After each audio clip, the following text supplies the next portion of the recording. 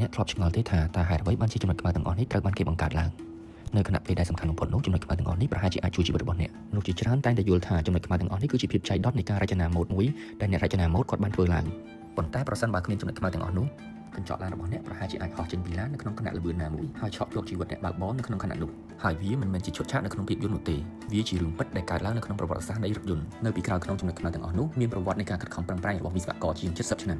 នៅកំឡុងពេលទសវត្សរ៍ទី50ដល់60រថយន្តត្រូវបានបំពាក់ដោយកញ្ចក់ឡានដ៏សាមញ្ញបំផុតហើយបន្ថែមនូវកាវដែលមានតម្លៃថោកបំផុតកាវទាំងអស់នោះត្រូវបានបាត់បង់សមត្ថភាពនៅក្រោមកម្ដៅនៃពន្លឺព្រះអាទិត្យហើយកញ្ចក់ឡានទាំងមូលវាគ្មានគុណប្រយោជន៍អ្វីទាំងអស់នៅក្នុងការបើកបរមកដល់ទសវត្សរ៍ទី70អ្នកវិទ្យាសាស្ត្របានផលិតកាវមួយប្រភេទទៀតដែលមានសមត្ថភាពខ្ពស់ជាងនេះឈ្មោះថា polyurethane កាវមួយប្រភេទនេះបង្កើនសមត្ថភាពកញ្ចក់រហូតដល់10ទៅ20%ខណៈពេលគ្រោះថ្នាក់ចរាចរណ៍ម្ដងកញ្ចក់ត្រូវបានដើរតួនាទីសំខាន់ក្នុងការការពារអាយុជីវិតអ្នកបើកបរប៉ុន្តែកាវមួយប្រភេទនេះមិនបានទប់នឹងកាំរស្មីស្វ័យអ៊ុលត្រារបស់ពន្លឺព្រះអាទិត្យទេបន្ទាប់មកផ្ទាំងខ្មៅមួយសន្លឹកត្រូវបានបង្កើតឡើងមកដើម្បីទប់ទល់នឹងកាំរស្មីស្វ័យអ៊ុលត្រាប៉ុន្តែផ្ទាំងខ្មៅនោះក៏បានបិទកំហើញរបស់អ្នកបើកបរដែរផ្ទាំងខ្មៅត្រូវបានគេកែប្រែឲ្យទៅជាចំណុចខ្មៅតូចៗដែលចំណុចខ្មៅទាំងអស់នោះក្រាស់នៅខាងគែមហើយតូចល្អិតនៅកណ្ដាលដែលចំណុចខ្មៅនៅកណ្ដាលតូចរហូតដល់មិនប៉ះពាល់កំហើញអ្នកបើកបរបច្ចេកវិទ្យានៃចំណុចខ្មៅនៅលើកញ្ចក់ឡានទាំងអស់នេះត្រូវបានប្រើប្រាស់នៅក្នុងការសាងសង់សំណង់អច្ឆរិយៈមួយចំនួននៅលើពិភពលោក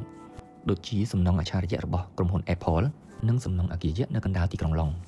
សូមចុច Subscribe ទៅលើ Channel របស់ពួកខ្ញុំដើម្បីតាមដានវីដេអូក្រោយៗទៀត